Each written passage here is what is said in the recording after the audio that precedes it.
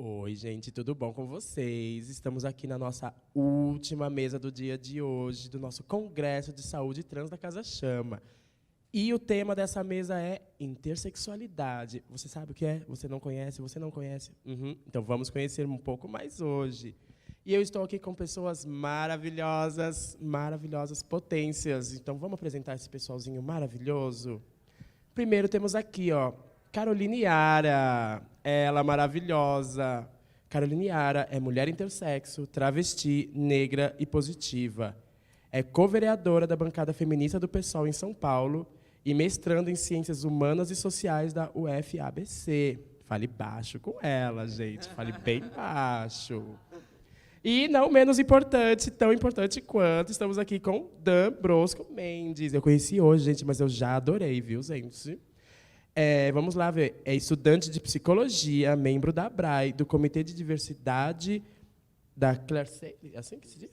Da Claire Seile, dos grupos de estudos de gênero e sexualidade da Unifal e de intersexualidade da Unifesp, filiado da IBRAT e UJS. UJS. Acabei de ser corrigido aqui, gente. Então, vamos lá. Vamos lá, gente, deixar eles se falarem um pouquinho deles e logo mais eu venho com algumas perguntinhas que temos para eles, hein? Então, vamos lá começar com a nossa maravilhosa Carol. Amiga, eu adoro muito você. Assim, eu falo isso fora das câmeras, mas eu falo aqui ao vivo também. Ela é maravilhosa. Para quem não conhece, está perdendo. Para tirar foto. Então, agora é com ela, gente. A gente faz aquela pose bem natural, sabe? Para sair na foto. Bem, gente, obrigada, Tata, obrigada, Casa Chama, por me convidar para estar aqui neste espaço, né? Peço licença, peço a bênção para poder partilhar, né, nossas vivências, né? Dan está aqui comigo. Eu sou a primeira parlamentar intersexo do Brasil, né? Sou aí vereadora num mandato coletivo, que é a bancada feminista, uma iniciativa muito, muito bacana, que eu tenho bastante alegria de fazer parte aqui em São Paulo, né, de estar num mandato feminista, abertamente feminista, um feminismo socialista, um feminismo popular, um feminismo negro e não um feminismo liberal, como a gente estava falando aqui antes, né? E tenho bastante orgulho mesmo de ter conseguido chegar nesse espaço de poder, embora seja um espaço bastante difícil de estar nele, né? Vai ter fotos mais babados com essa luz, a louca. E não é fácil, né? Estar nesses espaços de poder que não são feitos para as pessoas negras, não são feitos para as pessoas intersexo, são feitos para pessoas brancas, homens brancos, ricos e cisgêneros, que, de fato, estão ali perpetuando-se no poder, né?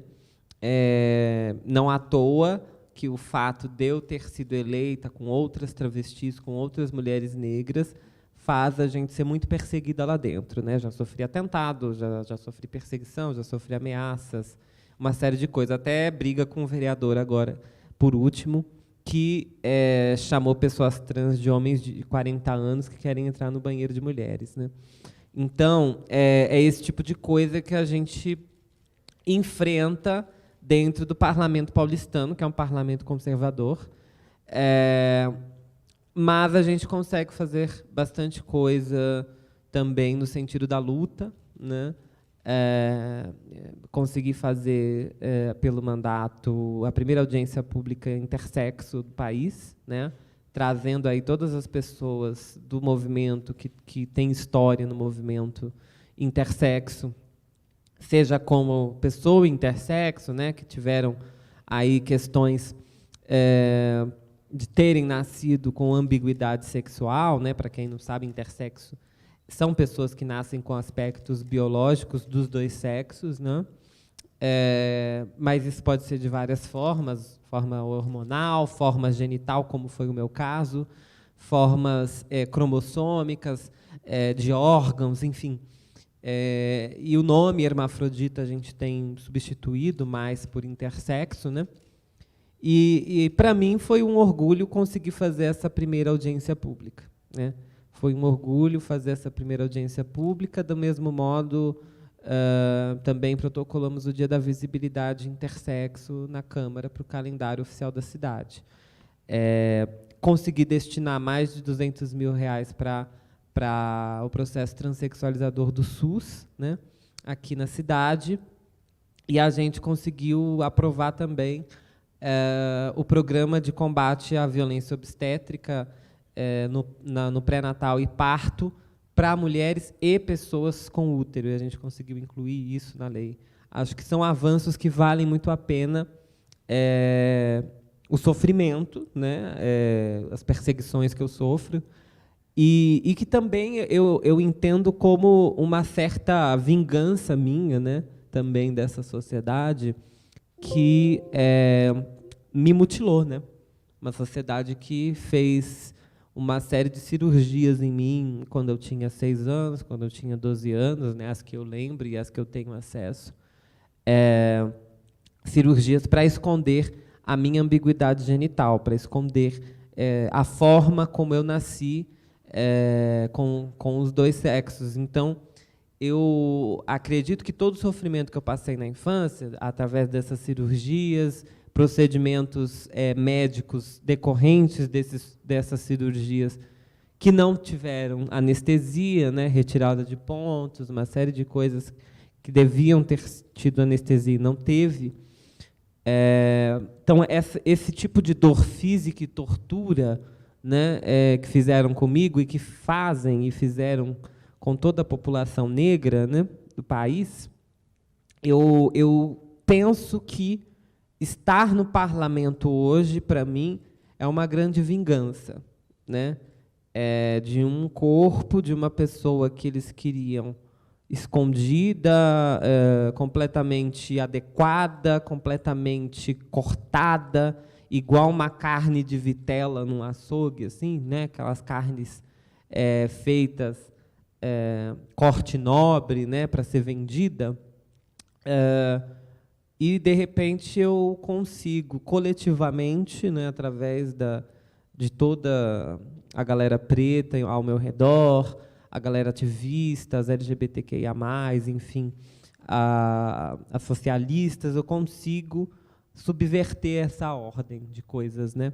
Então, eu acho que isso é fundamental.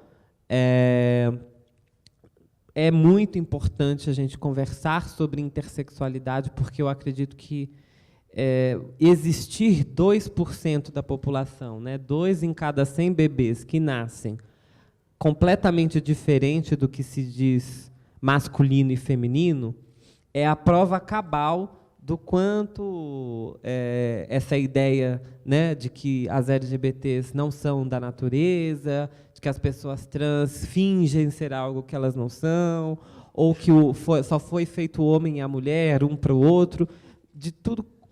Acho que é a prova concreta de que tudo isso é uma grande invenção, né? É uma invenção do ser humano, né, não da natureza. Porque a natureza, ela permite que a diversidade existe. Quem não admite a diversidade é a nossa cultura racista, nossa cultura sexista, nossa cultura colonial, capitalista, né?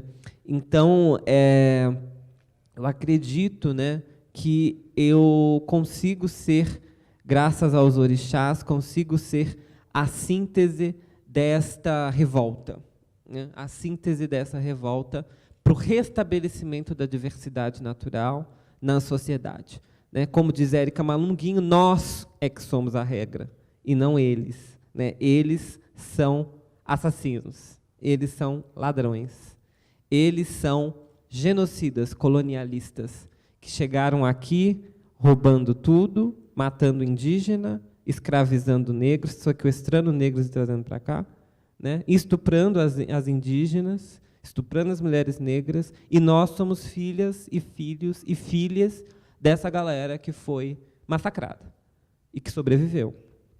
Então, nós agora estamos enquanto descendentes dessa galera, nós estamos aqui para causar mesmo, para causar, para meter o louco, né? Como a gente falava na época que eu quando eu estava fundando a coletiva Louca de Efavirense, junto com a Pice, com a Pice Bruja, com a Lili Nascimento, né? Com outras bichas e LGBTs. Então, eu acredito que a intersexualidade pode ser essa potência, embora hoje ela seja também muita dor, né? Então, a minha luta, principalmente, é que as pessoas intersexo que nasçam daqui por diante não tenham que passar por cirurgias genitais como as que eu passei, não tenham que passar por dores das quais eu passei, não precisem, né, aos 6 anos de idade, ficar 8 meses em cima de uma cama por causa de uma cirurgia genital, sem saber por que está sendo cirurgiada, né, para construir, né, uma glande, uma cabeça de pau perfeita, para não construir uma uretra, né, para não tampar um canal que seria ali uma vagina. Então, é esse tipo de luta que a gente faz hoje, né? E eu acredito que nós temos muito a avançar. Nós temos que aparecer, nós temos que tirar essa galera da invisibilidade, né? E também tomar essa responsabilidade para nós mesmas, né? Acho que é isso. Depois eu faço.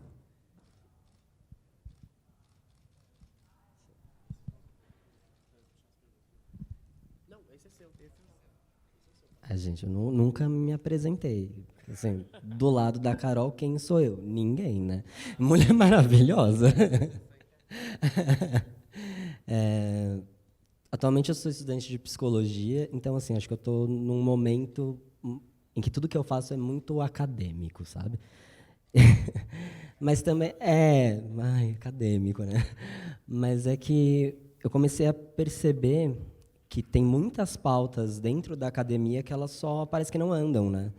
Assim, a gente tem sempre uma resistência muito grande nas universidades, principalmente nas públicas, né? Mas ainda assim tem muito debate que a gente não tem nem literatura. Então, para pessoas intersexo, por exemplo, falta literatura de base, né? Então, qualquer estudo que a gente pega sobre qualquer aspecto, então, dentro da psicologia, vamos estudar desenvolvimento humano. A gente tem ali estudos feitos com tantas pessoas, nenhuma delas sinalizadas como pessoa intersexo. Então, como é que a gente vai fazer literatura se a gente não tem o básico do básico, que inclua essa população? A gente não tem densidade, a gente não tem pesquisas, nem do IBGE, que fala, tal % da população é intersexo, né? A gente tem uma estimativa de 2%, mas a gente não sabe. É uma estimativa que pode pode ser maior ainda, né? Porque é isso, as pessoas passam por cirurgias, as pessoas são atribuídas para algum sexo, mas elas não existem ali enquanto intersexo, né? Tem alguns dados do DataSUS, mas é muito pouco que a gente tem. Então, acho que tudo que eu comecei, né, a pegar no ambiente acadêmico sobre tanto o assunto, né, de intersexualidade quanto de gênero e sexualidade, que acaba, né, muito permeado desse assunto, todos eles estavam sempre com uma dificuldade muito grande de acessar dados que não fossem só, por exemplo, a criança intersexo, né?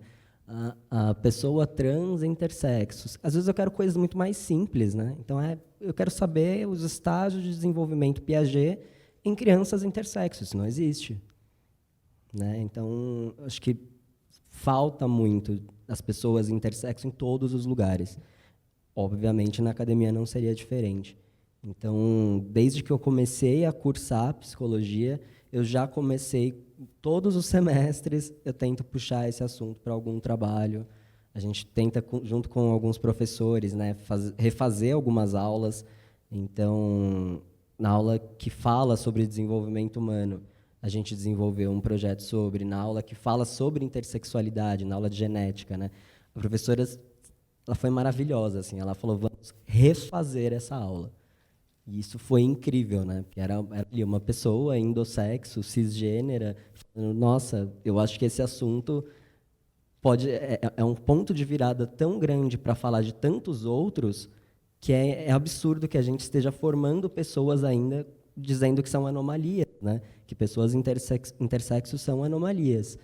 Então, teve essa aula que foi refeita, tiveram outras aulas em que alguns professores eles pegaram ali alguns trechos do material, em vez de falar homens, mulheres, né? Colocou pessoas e, enfim, se não era um contexto em que importava o gênero, por que estava lá como homens e mulheres, né?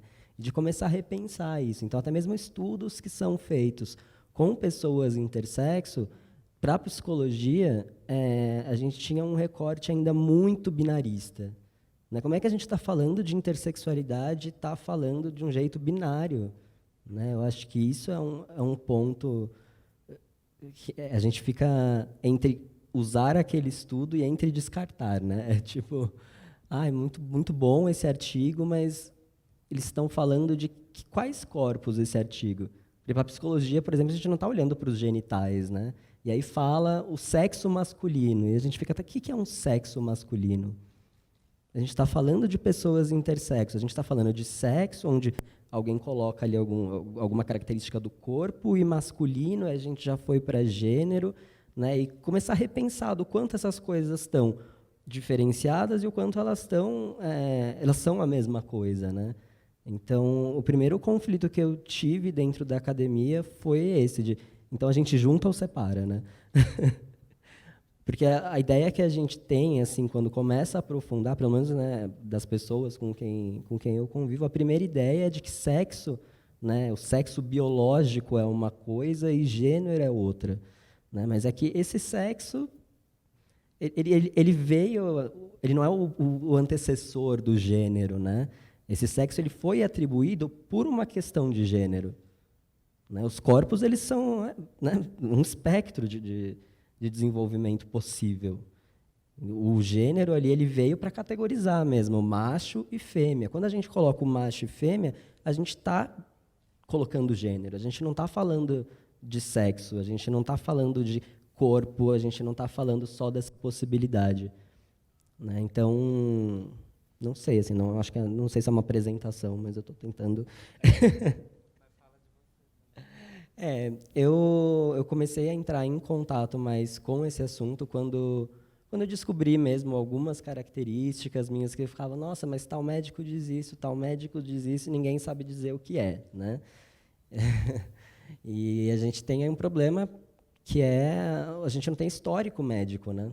Então, a gente pede o prontuário para um hospital de nascimento e eles se recusam a entregar. Então, a gente fica sem saber, por exemplo, o que foi feito do nosso corpo. Né? A gente sabe que tem alguma coisa diferente e a gente não sabe o que foi feito do corpo. Né? Esse é um direito de todo cidadão. Você, não importa quanto tempo, se é 60 anos que passou, você pode ir lá no hospital e falar, quero o meu prontuário médico, eles são obrigados a entregar. Por algum motivo, quando são pessoas intersexos, muitos hospitais se negam a entregar.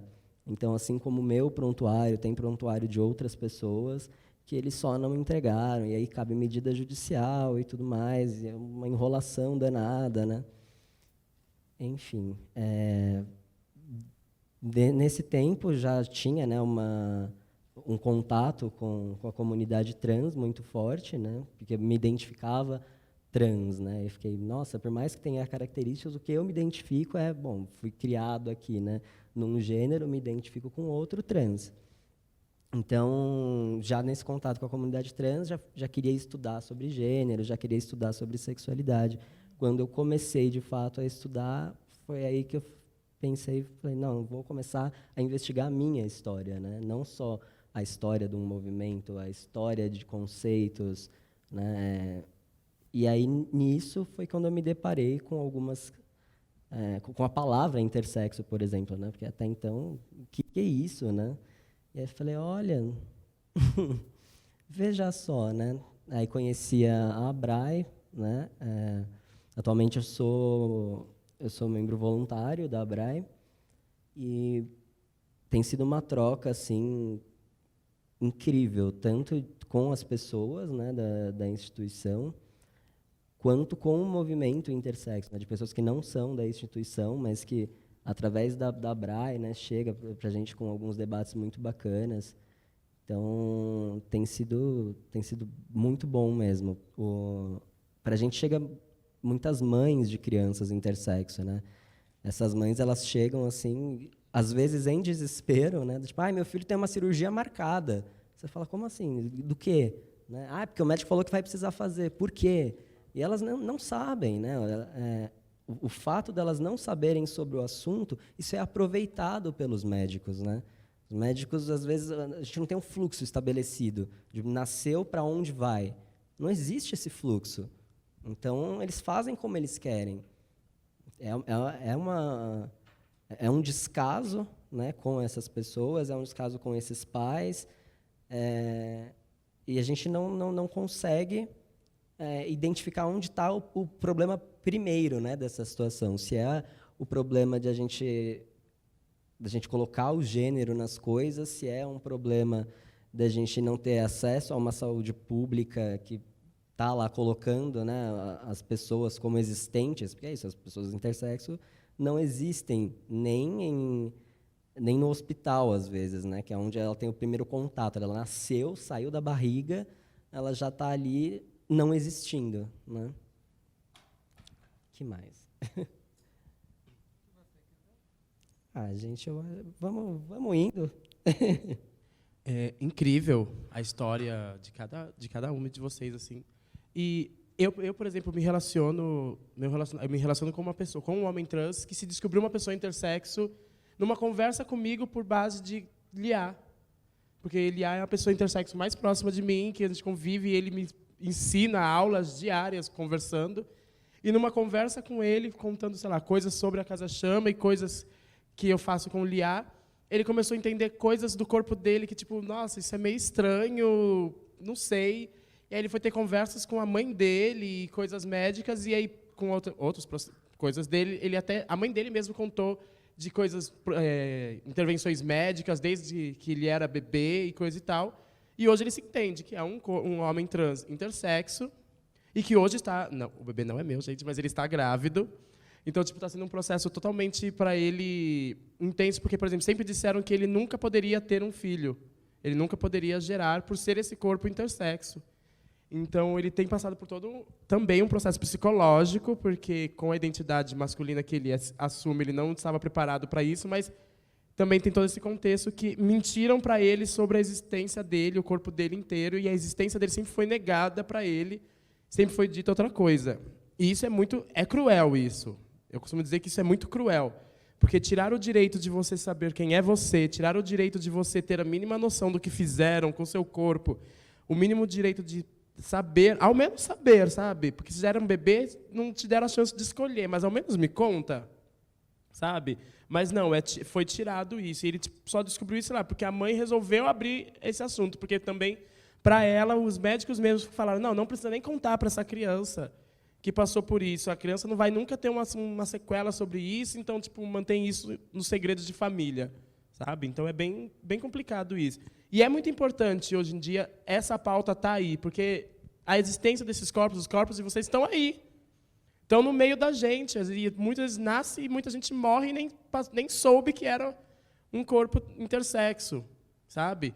Então, a gente tem que levar essa informação para a galera, conhecimento, porque, às vezes, numa conversa, às vezes, você que está assistindo aqui, ouvindo, começa a refletir, pô, sei lá, eu acho que é sobre isso. Assim como eu conheço pessoas que se entenderam corpos trans por ouvir, conversar, trocar, entender, não, existe uma outra realidade além dessa caixinha que me colocaram a vida inteira. Então, é importante essas falas, né? Então, eu vou começar aqui com algumas perguntinhas que é bem importante sobre isso, né? Então, vamos lá, galerinha. Qual vocês acham que, no momento, atualmente, no Brasil, é a pauta mais importante, a demanda mais urgente para o movimento intersexo? Quem começa? Eu acho que a gente vai concordar. Eu vou deixar aqui. Eu acho que a pauta mais importante e urgente hoje é o fim da mutilação genital. E aí é uma grande briga que se tem com o Conselho Federal de Medicina, porque o Conselho Federal de Medicina ainda tem uma posição majoritária, de maioria deles, muito escrota, essa que é a real. Eles são muito escrotos com as pessoas intersexo. E a questão é que eles não querem abrir mão do poder médico sobre o corpo intersexo e não querem que deixe de ser uma doença. Tá? Sendo que a gente já tem um entendimento científico, né, que é um estado natural e, portanto, não precisa ser categorizado como uma doença.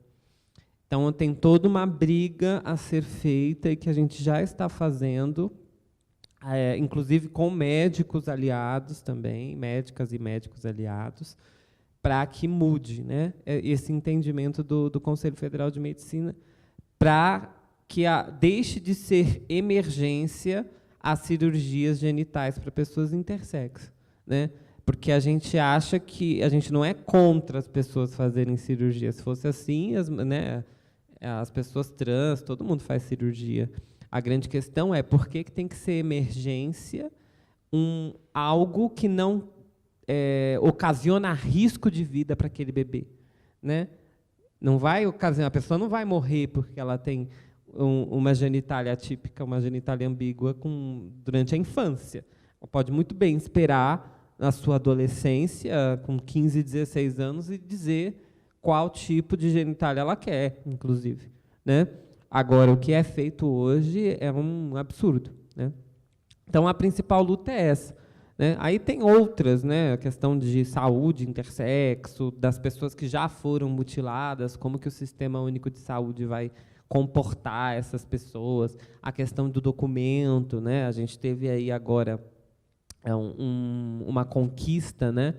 Um avanço, mesmo que tímido, mas um avanço com relação ao item na certidão de nascimento, né? A possibilidade de registrar o bebê com o sexo ignorado, mas a gente ainda vai ter que avançar nisso, né? Como que isso vai ser com RG, com CPF, né? Sem a necessidade de judicializar, né? Eu acho que tem toda essa questão a ser pensada ainda, né? E as outras, né? Que é do enfrentamento ao estigma e preconceito, né? Acho que esses são um panorama assim das lutas mais emergenciais, tá? Tem outras muitas que fica aí para a gente ir lutando, não? Que eu acho que de alguma forma todas essas outras lutas fora, né? Parar cirurgias neonatais plásticas, né? Porque essa cirurgia só no genital, sem uma emergência médica, ela é plástica, ela é estética, né? As outras pautas, elas também decorrem disso, porque o que essa cirurgia diz para a gente é sobre essa adequação do sexo, né? É atribuição de um sexo como se aquela pessoa já não tivesse um. Então, né, quando a gente vai falar de... Beleza, a gente conseguiu essa conquista aí do sexo ignorado, que realmente é isso, né? Eles estão ignorando que essa pessoa tem um sexo. Na Previdência, a gente não tem lá como homem e mulher, não existe Previdência para ignorado. Que políticas públicas que são feitas para pessoas ignoradas, né? E isso começa onde? Lá nessa produção desse sexo, né? Lá onde eles definem que a pessoa não nasceu com um sexo, que elas vão atribuir um sexo a essa pessoa. Então, por mais que tenham muitas emergências, né, então tem ali gente que para se aposentar, né, a gente tem pessoas que estão retificando documentações, nós temos pessoas que não sabem se vão ter que tirar um certificado de reservista ou não, né? Essas pessoas precisam de normativas públicas para isso, e elas não têm. É urgente? É urgente, mas de alguma forma tudo isso começa quando a gente tenta corrigir esses corpos. Essas cirurgias têm vários nomes, né? Cirurgia reparadora, cirurgia corretiva, enfim, nomes horríveis, né?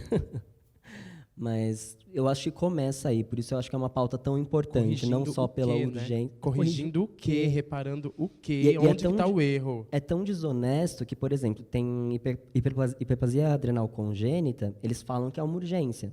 E realmente, se você se você é perdedor de sal, se você tem HAC e é perdedor de sal, é uma urgência reposição de corticoides. Não é uma urgência hormonal, cirúrgica, não existe. E o que a gente mais vê em lives aí com cirurgiões pediátricos, eles falando, porque é urgente sim, olha aqui, ó, RAC é urgente, então a gente tem que fazer essa cirurgia. Essa emergência, ela é produzida, né? Ela não é uma emergência médica. Ela é produzida para fins morais, né? Porque quando a gente está falando de essa atribuição do sexo, a gente está falando de uma categoria moral de atribuição do sexo a esse corpo, né? Então, eu acho que é o principal, assim. As cirurgias neonatais são para ontem, né? Para serem barradas, e as pautas que decorrem dela também. Parem de mutilar as crianças, hein? Deixem as crianças em paz, gente, pelo amor de Deus. De qualquer coisa que vocês acreditem. Eu acho que eu não é meu local, mas eu acho que qualquer coisa que se faça com uma criança, com um bebê, é uma coisa extremamente invasiva, extremamente agressiva. Eu acho que nem os pais, dependendo do que é a situação, têm direito de opinar sobre isso, né? E é um processo muito também que às vezes os pais não têm nem noção do que é aquele assunto. E que isso acontece aí na população brasileira, sabe? Que às vezes a gente não sabe lidar nem com o Covid, não tem informações nem com o Covid. Aí vai entender no nascimento de uma criança uma coisa dessas. E os médicos se aproveitam disso, passam por cima disso, que ao invés de sentar com esses pais e conversar, explicar e dar um mínimo de entendimento, se aproveitam dessa falta de conhecimento dos pais, né? E a falta de conhecimento dos médicos dos também. Médicos também. Isso que é triste, né? Que não sabem e não querem também. Porque também são um bando de branco cristão, a maioria deles, então, né, também tem os recortes deles. E acho que também é bem válido, antes de eu ir para a próxima perguntinha, porque me mandaram aqui no meu Instagram aqui as perguntinhas dos seguidores, os diferentes tipos de intersexualidade que podem ser identificadas. Se eu não estiver errada, me corrijam aqui na minha aulinha, pode ser gonodal, hormonal, cromossômica. Estou errada? Falei besteira? Não falei, viu? A aulinha foi correta. Aí, as demais, eu não sei os nomes, se vocês puderem informar para a galerinha que está assistindo. Tem as fenotípicas, né? Então, se há uma disfunção, né? Se é uma característica hormonal, né, pode gerar fenótipos diferentes, mas pode estar dentro da norma esperada, né, da taxa hormonal. Então, sei lá, exames de referência, eu odeio, porque é isso, eles colocam lá referência masculina e referência feminina. Né, pode estar dentro até do esperado, mas aquilo, por causa de algum gene, essa expressão hormonal ser diferente fenotipicamente. Né? Então, ainda é algo bem binário, tipo... Eu vejo enquanto algo bem binário. Eu não sei se vocês já não conheceram aquela... Sei lá, você conhece uma pessoa, aí você olha assim, você fala, gente, aquela pessoa ali é um ser andrógeno, você não sabe... Né? É muito comum, na verdade. A gente pensa que é uma coisa rara, né? Mas é muito comum. Ou aquela trava que começou a se hormonizar e 3 meses, parece que, entendeu? Tem 30 anos de hormonização, sendo que só tem 3 meses. Então, assim, tudo isso, eu acho que está dentro aí desse espectro da intersexualidade, sabe? E são 48 tipos, né, de intersexualidade. Então, tem um mundo, né? Com certeza, esses 2% que a gente fala, né, que é a estimativa da ONU, eu tenho certeza que seja mais, né? Mas a gente tem que trabalhar com os dados que a gente tem, né? Mas, com certeza, muita gente assim que as pessoas conhecem, as pessoas viram. Teve o caso da Roberta Close também, né, que é mais conhecido, da Roberta Gambini, que é justamente isso, né, mais fenotípico, mais hormonal, né, e foi crescendo e se transformando ali naquela mulher, sendo que tinha sido registrada em outro sexo, né, e por conta de um órgão genital ali, mas o corpo inteiro foi se tornando outra coisa, né? A fabricação do corpo, né? O Viveiros de Castro, antropólogo, fala muito disso, trazendo essa cosmologia, essa visão dos indígenas do Xingu, né? De que o corpo ele não é uma coisa estática, né, como o Ocidente tenta colocar quando nomeia assim, né? Existe uma fabricação do corpo do dia que você nasce até o dia que você morre, né? Então, eu acho também que é uma questão ocidental também, colonial, todas essas coisas, né? Agora vamos para a segunda perguntinha aqui, vamos lá. Como vocês acham que a identidade de gênero de vocês se relaciona com a intersexualidade de vocês? Olha só, armamento Olha, pesado veio, né? Da pergunta. Então, existem leituras sociais, né? Existe a nossa identidade, né, autodeclarativa, e existem as leituras, né, de quem a gente é enquanto gênero, enquanto corpo.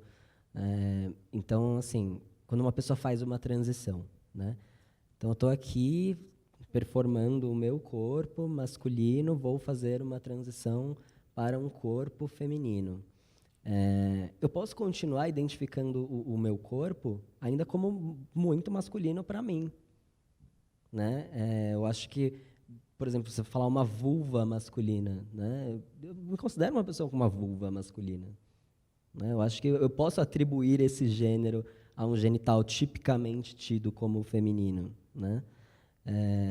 E as pessoas vão ter uma leitura disso também com essa, enfim, a gente nasceu na mesma sociedade que todo mundo, né? Às vezes as pessoas que olham, por mais que eu esteja aqui expressando, né, que é uma questão de expressão de gênero também, estou expressando a minha identidade, quem me olha nem sempre tem as mesmas referências que eu tenho do que é masculino, do que é feminino para mim, né? E aí, nesse aspecto, eu fico pensando as questões do corpo, né? Então, se eu estou num ambiente que eu me sinto à vontade para, de repente, não performar tanto a minha masculinidade, eu fico um pouco mais à vontade.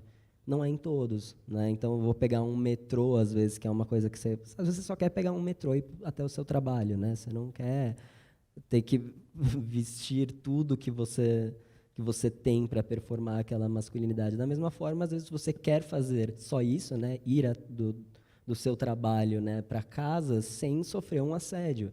Então, você se paramenta com o que puder, né? E tem coisas que eu vou me paramentar, que é da vestimenta, e tem questões físicas do corpo. Então, às vezes, até uma questão de postura, para mim, se relaciona com a intersexualidade, porque é isso, eu passei uma vida inteira, por exemplo, com uma taxa hormonal super elevada, com dores nas articulações, então eu tive sempre o costume de estar com o corpo muito rígido, né?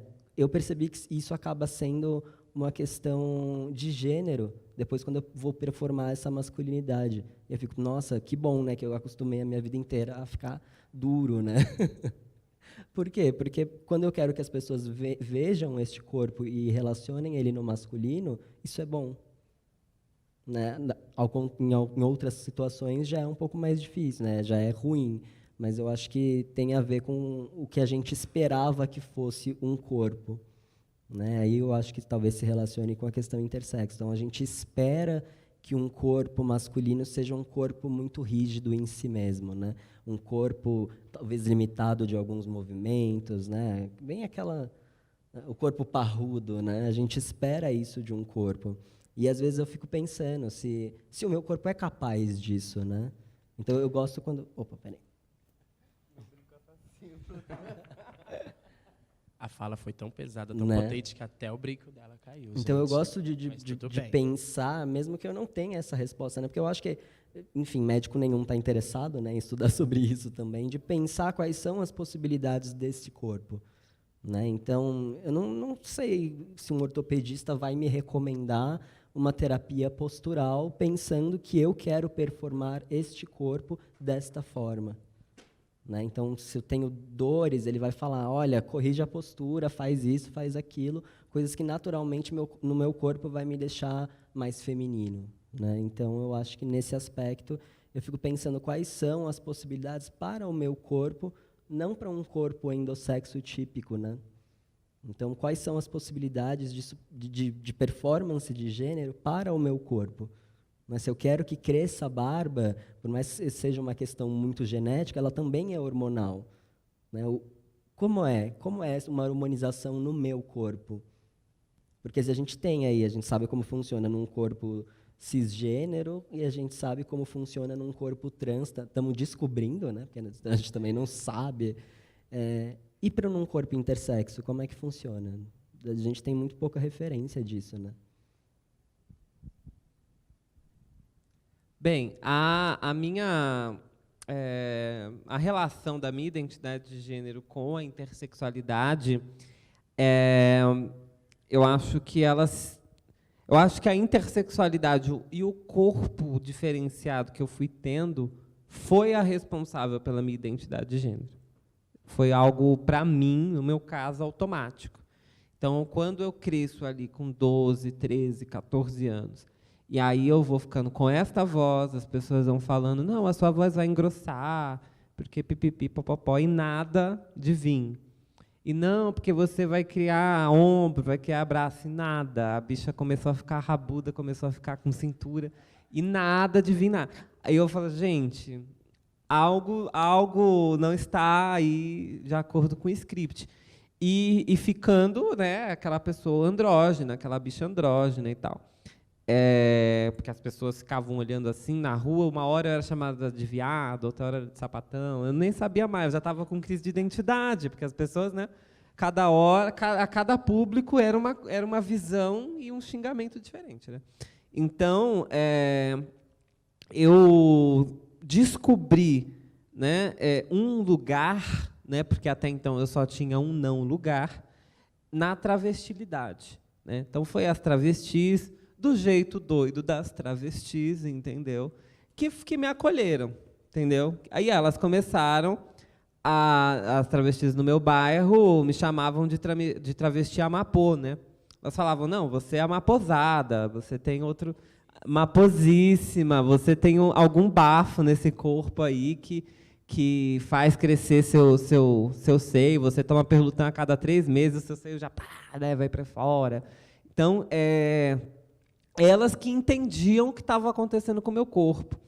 E elas que foram, depois de anos também, me indicar a estudar sobre o assunto da intersexualidade, né?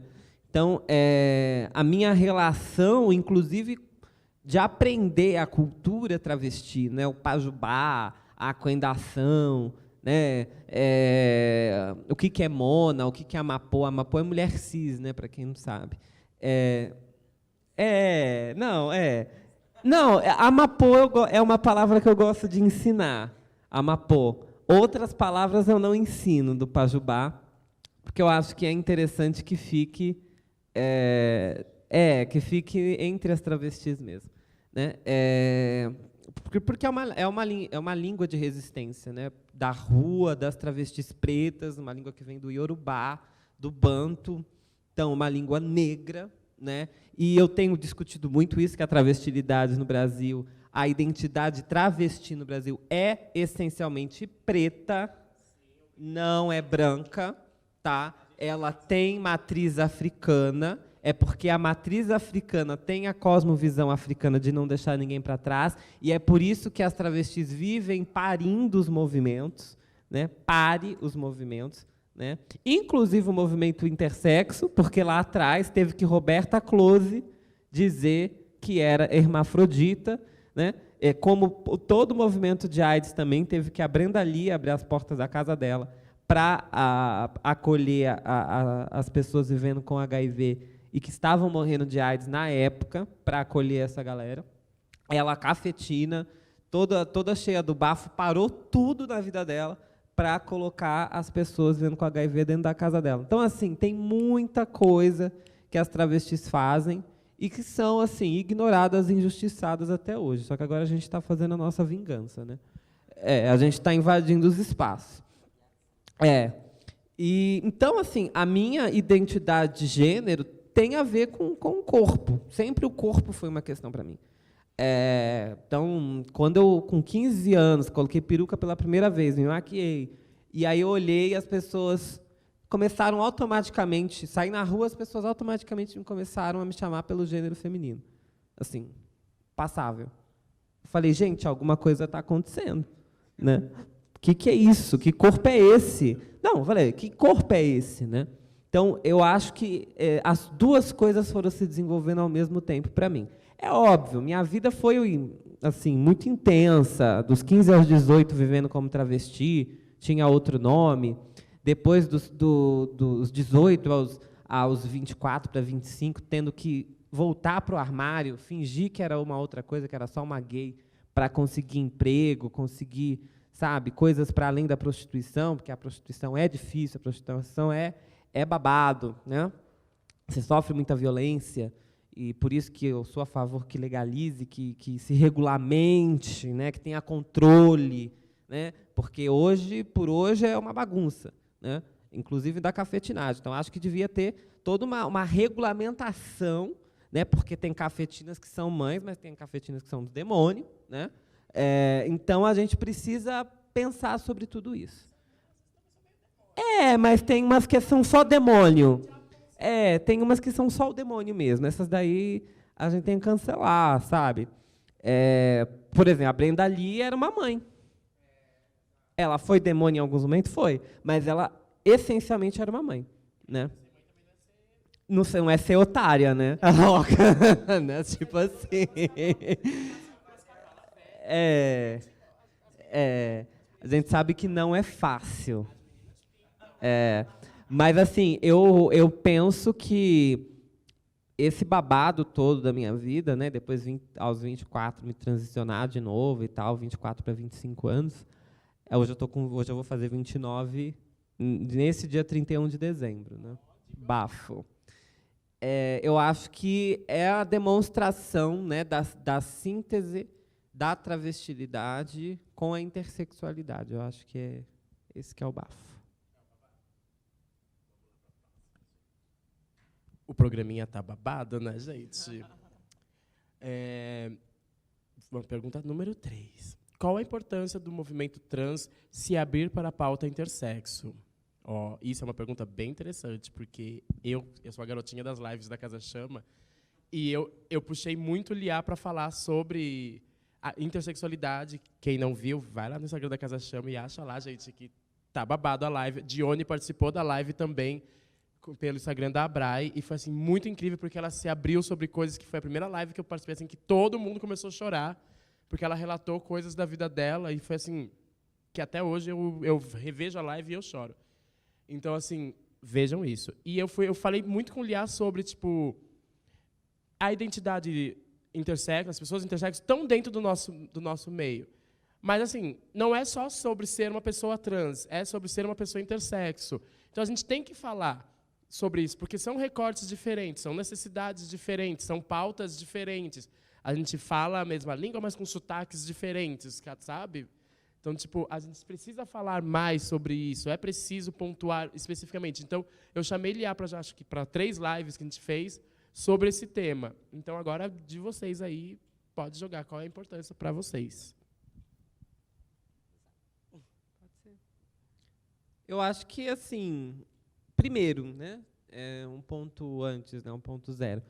Eu acho que a maioria hoje, né, se a gente pega os ativistas assim intersexo, você tem a presidenta da Abrai, que é a Thaís, né, que é mãe de intersexo, e o restante, assim, salvo uma ou outra exceção, o restante são pessoas trans que são ativistas intersexo. São pessoas trans e intersexo. E tanto é por isso que os aliados e aliadas de primeira ordem a nível de movimentos sociais são os movimentos trans. Tá? Então, é ANTRA, é Rede Trans, é a BGLT, porque tem uma presidenta trans, a Sibila Rá. Então, pensando nisso, acho que já tem aí uma certa vinculação histórica entre os dois movimentos. Tá? O que eu acho que ainda falta é trazer mais o assunto nos debates entre as pessoas trans em meios que não sejam só do ativismo, etc. e tal. Porque hoje em dia você tem muito forte, né, entre as pessoas trans outros tipos de ativismo, né? Na arte, principalmente, foram lugares que as pessoas trans conseguiram se estabelecer, ou disputar, ou estarem presentes, enfim. E eu acho que também são lugares que precisa estar presente o assunto, né? Então, acho que tem muito debate ainda a ser feito, tem muita coisa a se pensar, a ser feita, né? Dentro do ativismo trans, dentro da comunidade trans. Mas, se a gente for pensar, é o lugar onde é mais falado. Assim, as travestis, mesmo as travestis de rua, é isso, elas podem não entender o que é a palavra intersexo. Mas, quando elas bateram o olho em mim, tinha uma travesti mais velha assim, a Valéria, lá da Vila Formosa. Ela virou para mim e ela falou, conheço esses casos assim, querida, a senhora vai virar uma maposíssima, porque a senhora já nasceu já com os bichinhos lá dentro, assim. Ela falava assim, do jeito doido dela, ela já sabia que existe coisas diferentes, além do macho típico e da fêmea típica, que é nomeada pela medicina, né? Então, assim, bem ou mal, já é o lugar e espaço que já é mais falado. Acho que tem que se aprofundar, tem que se falar mais, tem que trazer mais pessoas, inclusive para que as pessoas intersexo que são trans descubram que são intersexo. Porque tem um monte de pessoas intersexo, gente, que descobriram que são depois que falaram comigo. Assim, e eu estou falando de pessoas que estão na política, de pessoas que estão na assessoria de mandatos, eu estou falando de uma série de gente, de diversos espaços.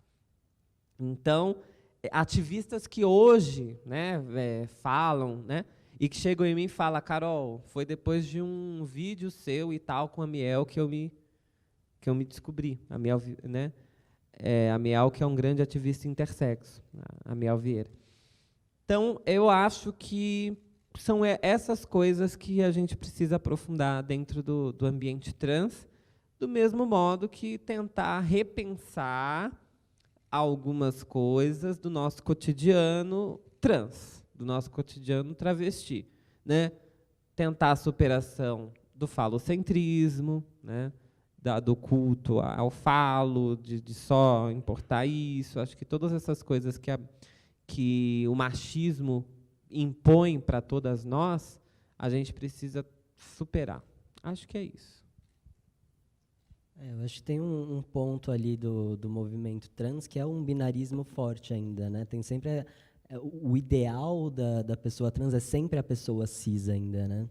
E aí, pensando assim, né, nessa questão tão binarista, volto, né, para as minhas questões, por exemplo, o que pode este corpo, né? Se a gente for pensar que alguns, sei lá, das coisas que a gente já conseguiu até aqui, né? A gente está ali com uma política que deixa a gente hormonizar as pessoas depois dos 18 anos no SUS, né? Em outras situações, a gente pode hormonizar aos 16 dentro de um ambiente, de um hospital controlado, etc., etc. E é um contraste grande do quanto as políticas que são feitas para as pessoas trans não são aplicadas para as pessoas intersexo. Então, isso, a gente está falando que a gente não pode mexer no corpo dessa pessoa, que é uma criança que ela já se entende na sua identidade de gênero e quer mudanças físicas, e a medicina está lá falando, não modifique este corpo, não mexa neste corpo, não, né, viole este corpo. E para pessoas intersexo, elas estão fazendo o contrário logo que nasce.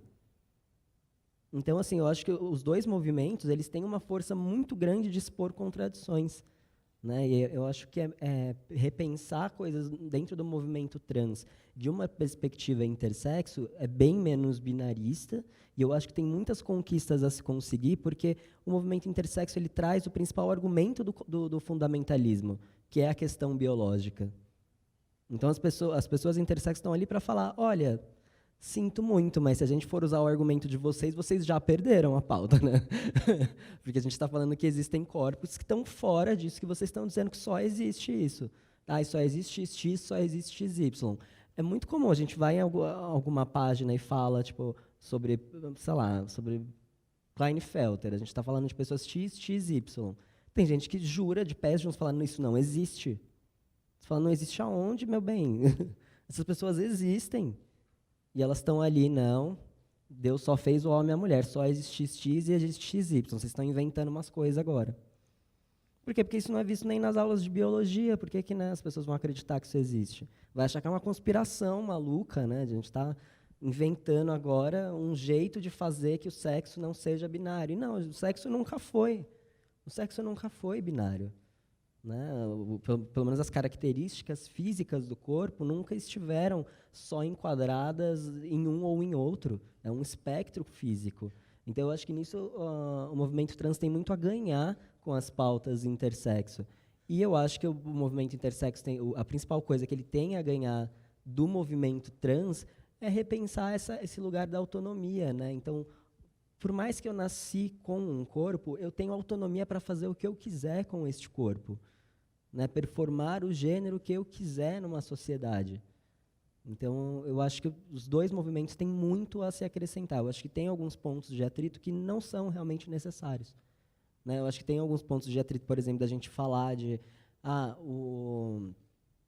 o movimento intersexo está querendo biologizar tudo, então o movimento trans vai perder, porque não, é justamente o contrário. É o oposto. É É validando. o oposto. É dando a certificação do que a gente está dizendo. Então, às vezes, tem o movimento intersexo fica bravo quando a gente fala de pessoas não binárias. Né? A gente já recebeu isso, de pessoas super putas. Tipo, eu lutei tanto para conseguir me validar em um gênero e agora vocês estão querendo desconstruir? Exatamente. Tipo, quanto mais gênero, menos gênero, sabe? Tipo, Exatamente. Gente, Vamos exatamente. Então, a gente tem muito a se acrescentar. Né? O que a gente tem como pontos de atrito podem justamente ser os nossos pontos fortes. Então, eu acho que são...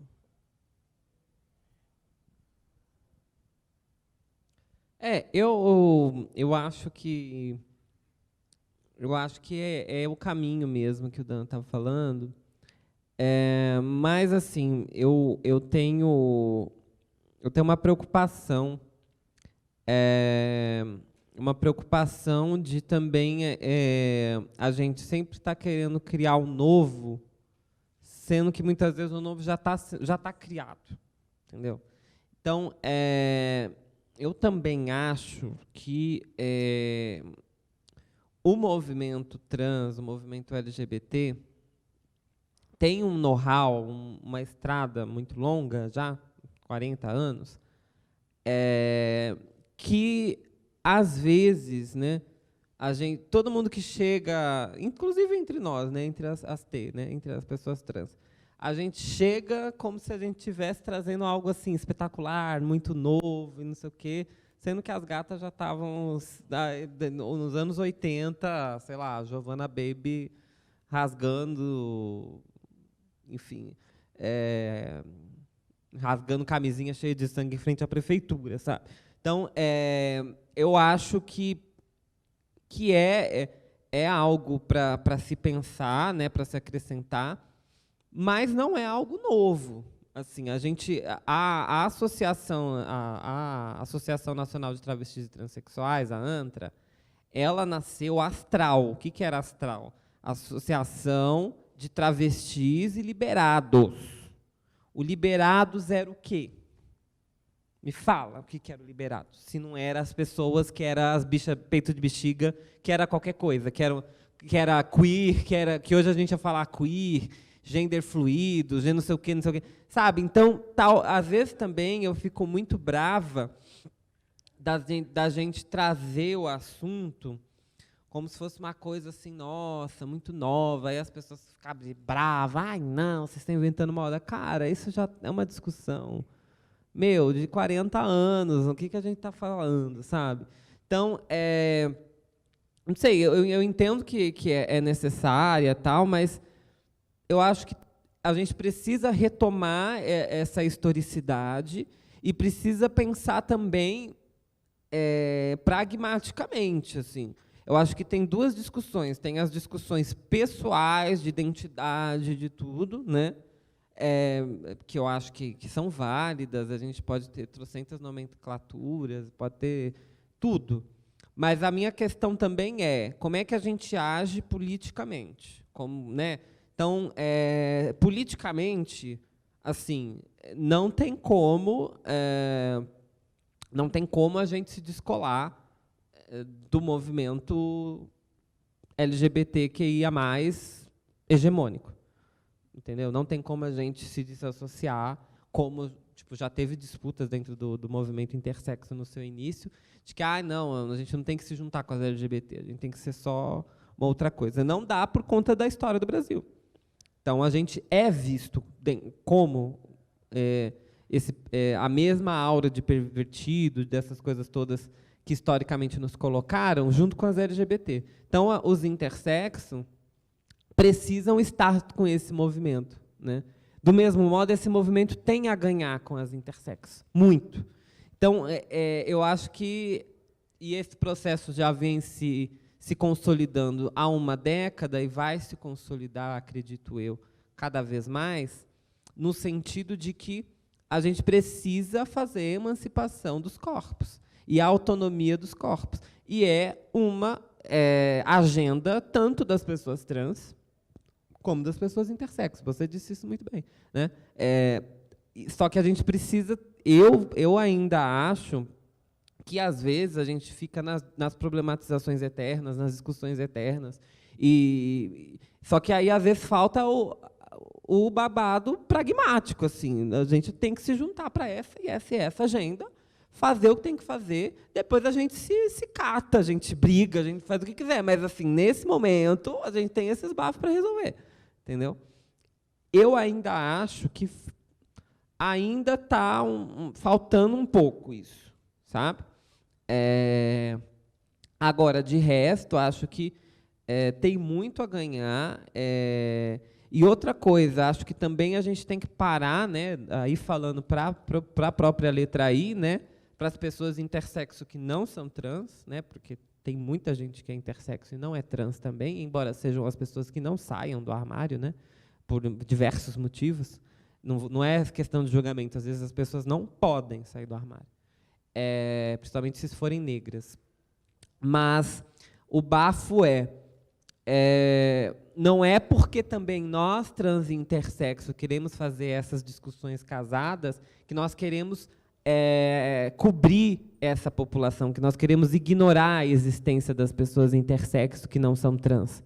Sabe? Porque existe esse tipo de disputa. Toda vez que a gente vai falar alguma coisa de pessoas trans, dentro do meio intersexo, sempre surgem essas pessoas da catacumba para falar, não, mas aí vocês estão querendo transformar o movimento intersexo em trans. Não é isso. A gente só quer fazer uma ligação entre os dois movimentos, sem cobrir, sem ignorar, sem invisibilizar a existência de ninguém. Né? Acho que é por esse caminho. É babado, né? A gente, acho que tem muita coisa ainda que, inclusive, já vou deixar aqui aberto para a gente fazer uma nova mesa, um novo encontro sobre isso, porque já me informaram ali que o nosso time está chegando no fim. Tinha várias outras coisas que eu queria perguntar e saber, mas a gente pode sair daqui, tomar uma cerveja e falar sobre isso, que é o que vai acontecer. Quem não está aqui perdeu a cervejinha. Mas, Joyce, acontece. Trocou ficar de vestido, né, só da cintura para cima por uma cerveja, tá tudo bem, assim. Tudo pau.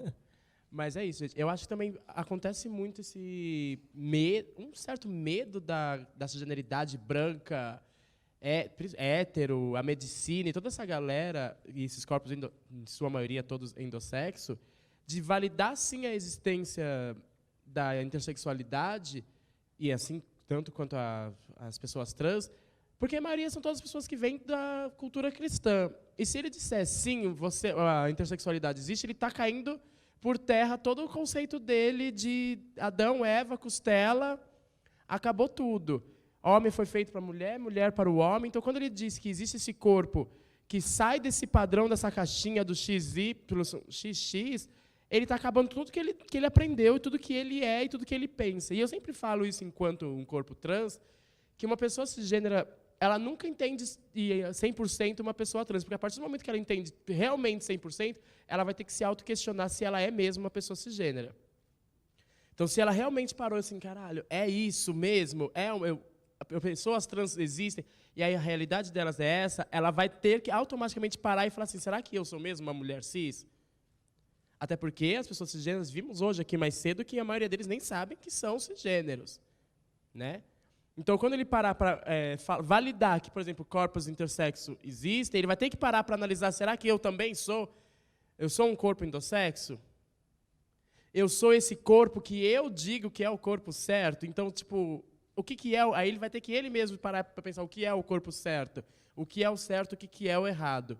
Então, tipo, falta muito ainda para a galera. Vocês aí, ó, muitos de vocês que estão assistindo, presta atenção, hein, gente? Vocês têm que melhorar um pouquinho mais. Aprendam com essa galera. Sigam a Abrai, porque a Abrai tem muito conteúdo ali para vocês aprenderem. Sigam pessoalmente as redes de cada pessoa. Oi? Eles vão falar seus arrobas particulares, porque eu também não tenho de cor, não, mas assim. Oi? Tem uma perguntinha? Tem alguma coisinha? Uma pergunta? Vai passar aqui? Vai jogar aqui? Ai, gente, tem um negócio que veio de fora. Olha, eu espero que esteja em inglês. Ah lá. Vamos lá. Olha, que é isso. Boa tarde, eu sou estudante de biomedicina e tenho interesse em iniciar pesquisa sobre a saúde da população LGBTQIA+. Vocês poderiam indicar algum artigo, livro ou lugar para buscar dados biológicos da população LGBTQIA+. Ó. Exatamente. Porque, assim, primeiro, a pauta não é o movimento LGBTQIA+, é uma pauta específica, tá? Mas adorei que você está a fim de aprender mais, é muito interessante, tá? Vamos, ó, agora aceita, agora receba. Google Acadêmico. Ah, louca, mentira. Eu acho que tem um livro, inclusive, que eu sou uma das autoras, que é organizada pelo Dr. Saulo Ciasca e André Herkovitz e Ademir Lopes Júnior. Chama-se Saúde LGBTQIA+. Cuidados interdisciplinares, é isso? Saúde LGBTQIA+, cuidados interdisciplinares. Esse livro é um calhamaço, assim, e ele, assim, é uma enciclopédia, entendeu? E eu tenho dois capítulos que eu sou a autora principal desses capítulos. E tem um livro também que eu também escrevi um capítulo, que é Corpos em Trânsito. Subjetividades, representatividades e existências. Eu não sei se é nessa ordem, tá? Mas é Corpos em Trânsito, da editora Devires. Se você colocar no Google Corpos em Trânsito, editora Devires, acho que já vai cair lá, entendeu? Acho que são 2 livros que ajudam a começar a pensar as questões da saúde da população LGBTQIA+, inclusive a população intersexo. E a Associação Brasileira Intersexo, tanto quanto a ANTRA, são 2 instituições que acho importante acompanhar, tanto nas publicações que elas fazem, quanto na internet, em seus, né, sites, portais, e também nas redes sociais, né? Inclusive, a minha rede social, já falando, é @acarolinayara. Yara é com I, não é com Y, tá? Porque foi a minha mãe de santo que deu Yara e Carolina foi minha mãe. Então, é tudo com C, com I, a Carolina Yara. É isso. Eu sempre indico, né, o site da Abrai, porque lá a gente está reunindo muitos artigos. Então, se você está querendo pesquisar artigos, dá uma olhada nos que já tem lá no site, já é um bom começo também. Mas, principalmente, ter um olhar ético para as coisas que a gente lê. Porque você vai achar artigo em um monte de lugar. Tem lugar pago que eu nunca nem tive acesso, que provavelmente deve ter um monte de artigo legal. Mas fazer um olhar ético para a leitura que você tem, né? Então, começou lá falando anomalias, vai com calma, sabe? Já vai lendo, sabendo que já vai lendo pensando, olhar crítico ali ligado, né? Eu acho que a criticidade do que você vai ler, às vezes, é mais importante, né, do que em si o material que você vai ler. Então, acompanhar principalmente os movimentos, porque é isso, às vezes a gente tá ali, não tem a carga crítica para ler esse artigo, mas acompanha quem tem, acompanha quem já está nesse corre faz tempo, né? Então, entre em contato, vai na UBS do seu bairro e fala, tem alguém aqui que lida com população LGBT? E quem que faz, então? Não, nunca tem. Mas, por exemplo, a gente está aqui em São Paulo, né? Em São Paulo a gente tem os centros de cidadania. Lá eles têm contato com as UBS, eles podem fazer, né? Tem uns lugares que faz alguns diálogos interessantes. Tudo bom. O seu Instagram. Algum lugar, né? A gente vai... Mas, assim, é melhor do que você só, às vezes, jogar no Google e ler e falar, agora eu sei, né? Se você jogar no Google e no Wikipédia, vai aparecer lá trocentos absurdos. Só bobeira.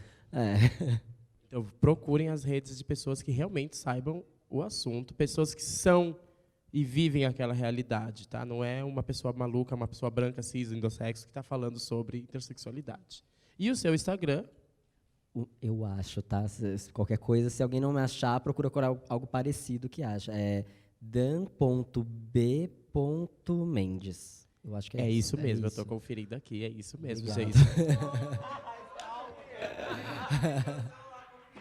Gente, calma. Por favor. Calma, não foi. Ele já tinha me passado duas. Ele já me seguia antes desse dia, tá? Ele já me seguia, gente. Por favor, para com isso.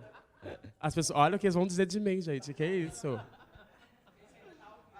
Tudo bom, eu sei. Corpos livres, tudo bom?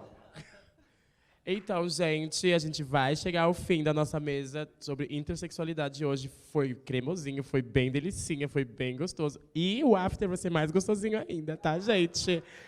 Ai, quem perdeu, perdeu. Veja minhas stories, tá? Eu conto tudo lá. Então, gente, espero que tenham gostado do nosso congresso. Eu vou chamar aqui, ó, a dona de tudo. Eu vou chamar aqui, ó, quem manda na gente, quem patrocinou, quem ofereceu, quem deu esse espaço para a gente estar aqui. Eu mesma, mentira. Vem aqui, maravilhosa, vem aqui no palco, aqui, ocupa o seu lugar. Para encerrar esse congresso maravilhoso que foi, né, gente? Espero que vocês tenham gostado, aproveitado e aprendido alguma coisa, pelo amor de Deus, hein? Gente, boa noite. Eu queria agradecer, na verdade, a todo mundo aí que comprou os ingressos para esse congresso. É uma forma de apoiar a Casa Chama também e apoiar esse primeiro movimento que a gente está fazendo aqui na Casa Chama, de discutir um pouco mais abertamente com a sociedade sobre saúde. Eu quero agradecer ao Hotel Meliá, que está aqui também disponibilizando o espaço, que é o nosso patrocinador, ao Centro de Convivência Edley, que também conseguiu fazer com que as pessoas trans que estão trabalhando aqui consigam ser remuneradas pelo seu trabalho, porque na Casa Chama a gente não faz nenhum trabalho com pessoas trans sem remunerá-las, e a UNAIDS também pelo apoio institucional. E obrigado a todo mundo, as pessoas que passaram por aqui ao longo desses 2 dias, Dani, a equipe inteira. E é isso, até breve, o ano que vem, a gente se vê mais no 2º Congresso da Casa Chama. Tchauzinho.